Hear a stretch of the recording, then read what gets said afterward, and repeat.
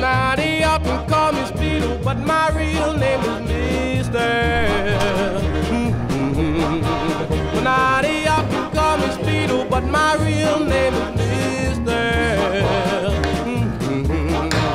No, for me to brand fellas and taking other folks' girls. Now they often call me Speedo, 'cause Je remercie les personnalités ici présentes. C'est la 3e année que l'on fait manifestation ici à la mairie. Cette année, tout d'un coup, par hasard, on m'a dit « Qu'est-ce que tu fais l'année prochaine ?» Ouf, je sais pas. Des chaises, oui. Et j'ai réussi à rassembler, je sais pas, 50, 70, 80, 100. Voilà. Ça va, vous fatiguez pas trop? Ça va, nous sommes très bien. Merci à Huguette Rousseau, qui a su nous créer une superbe affiche et une superbe banderole pour la pub. Alors, aussi, un grand merci à toutes les personnes qui ont bien voulu participer et créer des décors de chaises très variés, soit peintes, soit habillées, tricot, tissu ou autres matériaux. On en a 130. J'espère que vous allez apprécier cette 3e fête où l'humour et la créativité sont présents. Nous avons besoin de nous rencontrer avec joie et humour, accompagnés d'originalité pour nos manifestations et redonner vie à nos villages. Un grand merci.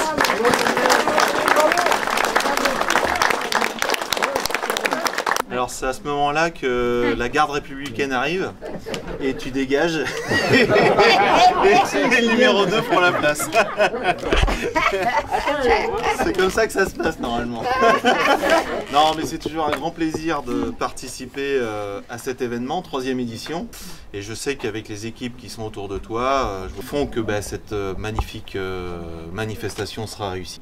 Alain, il dit rien derrière, d'ailleurs il va s'asseoir. Il dit rien, mais il s'assoit. Je crois qu'il a envie de se confesser. Mais il a les sœurs à côté de lui. Donc bravo à tous et félicitations encore pour cette grande énergie dépensée sur la mairie. Bravo. Merci Pascal. Je suis très bien, vous inquiétez pas. Avec la chaise à Giscard, vous êtes bien? Impeccable. On a retrouvé les diamants, hein. On a retrouvé les diamants, on va les chercher. Je pense que c'est la convivialité que vous voulez apporter dans le village. Donc c'est une belle réussite, j'en suis persuadé, pour la commune de Saint-Loup-la-Mérée, bien entendu, pour le village de la Mérée, mais pour l'ensemble du territoire de l'Ervaudet, Val du Toué. Saluer une fois de plus, effectivement. Remercier, bien entendu, l'ensemble des bénévoles qui sont agrégés autour du projet. Même si au départ, c'est vrai qu'il faut certainement le mettre en route, mais après, ça déborde d'énergie, j'en suis persuadé. C'est ce que vous nous avez dit. Et puis, les artistes aussi. Sinon, je vous invite à venir déguiser. Oui. Et là, je vous ferai participer d'office à certains jeux. Ne m'en dites pas plus, ne m'en dites pas plus. On y va? On y va.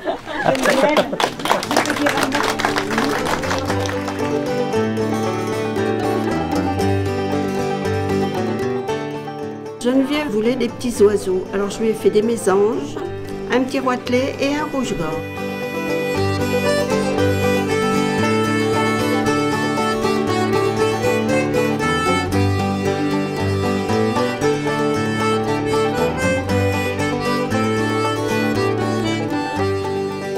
Merci Geneviève.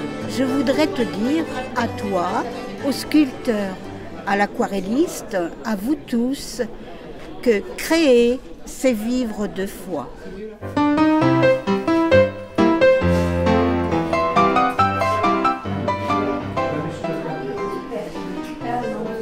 Louis-Marie, tailleur de pierre, depuis les années 70, a découvert en 86 la sculpture, avec avoir contacté beaucoup de sculpteurs qui m'ont donné le virus.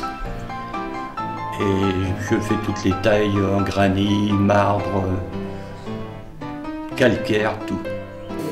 Là, Par contre, on peut bien faire des formes, ça accroche bien la lumière. Ah oui, oui. Faire ce dragon, c'était vraiment un plaisir, surtout au niveau de sa finesse.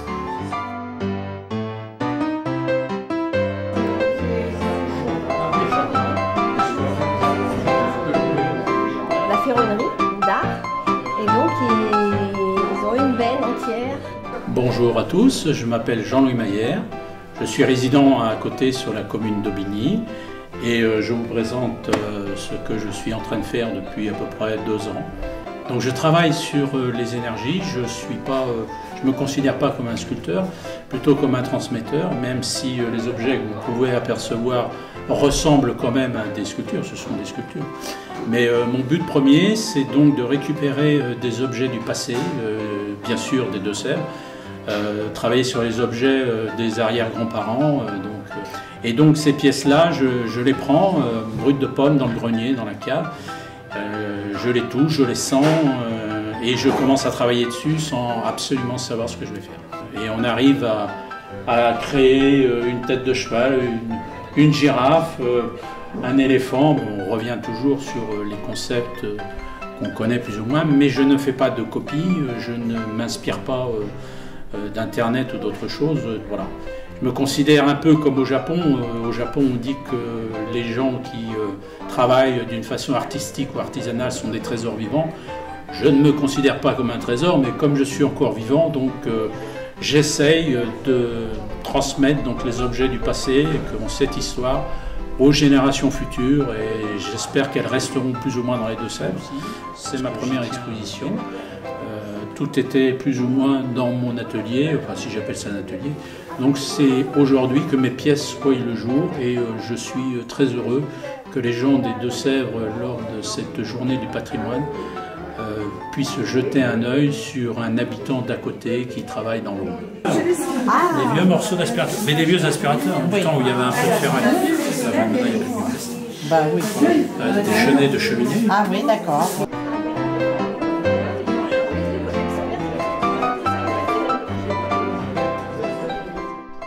Donc, je m'appelle Annette Boulet et je fais du modelage en argile.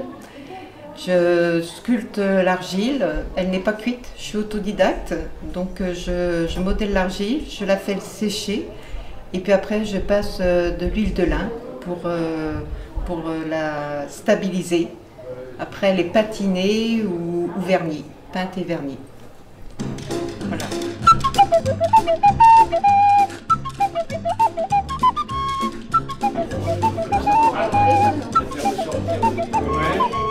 C'est une de mes premières et j'y tiens énormément. Le couple énormément. J'en avais un autre aussi, mais je l'ai donné à mon fils et celui-là est destiné à ma fille. Ce sont des modelages que je fais avec de l'argile, laisse sécher et ensuite je les ai fait cuire. Celle-ci, elle n'a jamais été terminée. Mais finalement, je me dis, elle est pas mal comme ça. Je suis autodidacte. J'ai été au cours à l'Arc à Hervaux, mais je faisais un peu à ma façon. Et je suis allée avec Madame Pohin, qui était peintre des armées, mais elle me laissait faire à ma façon parce qu'elle me disait que j'avais mon style.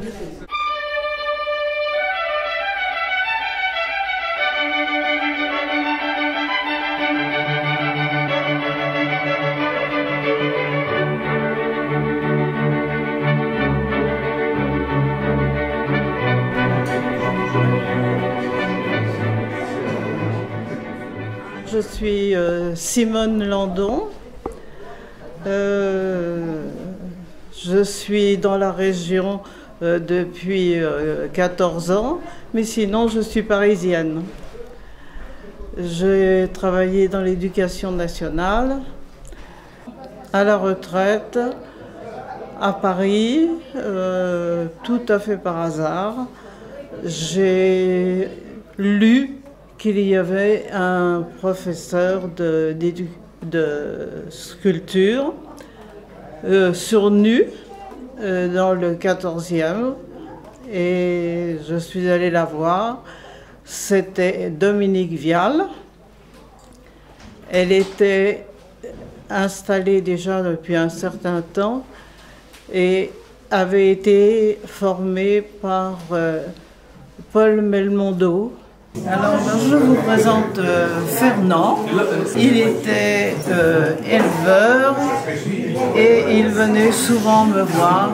Ici, c'est mon beau-père qui a accepté aussi que je fasse en sculpture. C'est ma première création.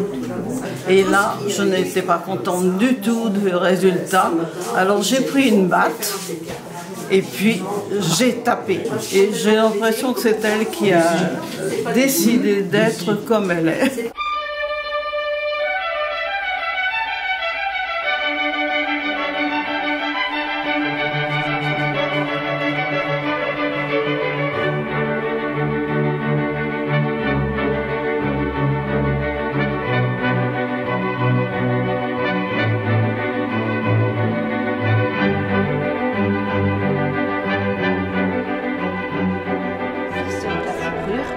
Et là, j'ai retraduit les ombres sur le pantalon.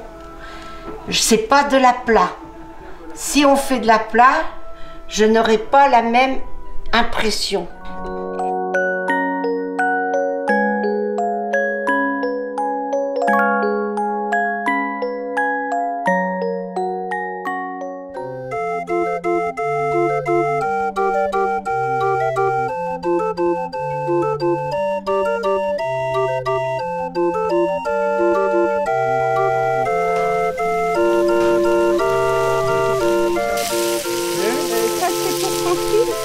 Non, c'est pour une autre dame. Après, je suis à vous, madame. Ah oui, maintenant, il faut faire un autre.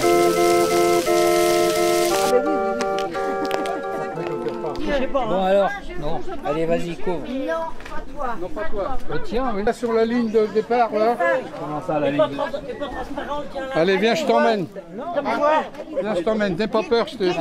Corinne, viens là. Viens là. Je te donnerai le top départ. Partez. Sébastien, tu avances. Oui, bah, je suis français. Qui c'est le premier? On peut enlever les... Qui c'est le premier? Sébastien. Le deuxième?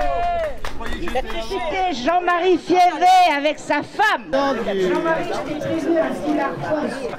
C'est un événement exceptionnel. Et vous avez confiance? J'ai même pas peur. Alors, top départ. 1,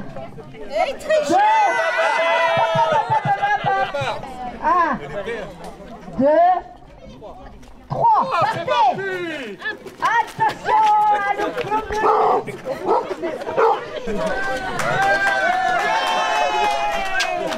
Vite, vite! Faut rattraper, faut rattraper! Ça fait peur.